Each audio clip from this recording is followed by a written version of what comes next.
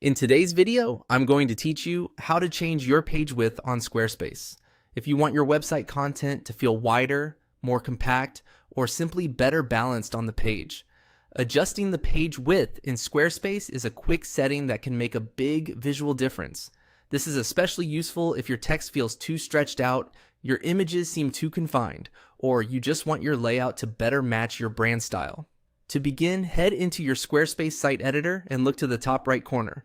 There, click Site Styles.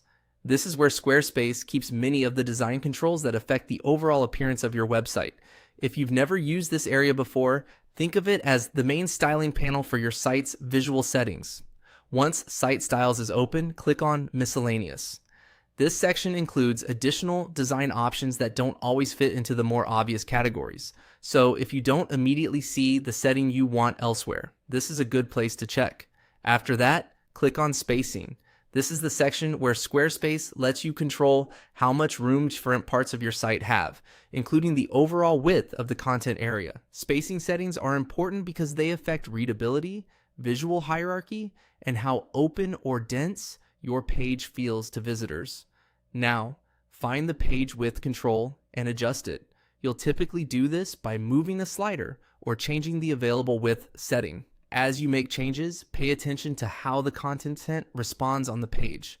A wider page width can make layouts feel more modern and immersive, especially if you use large images or multi-column sections.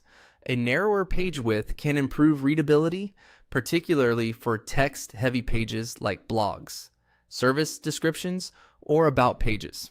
As a general tip, try not to make the page too wide if your site has a lot of paragraph text, since lines that are too long can be harder to read.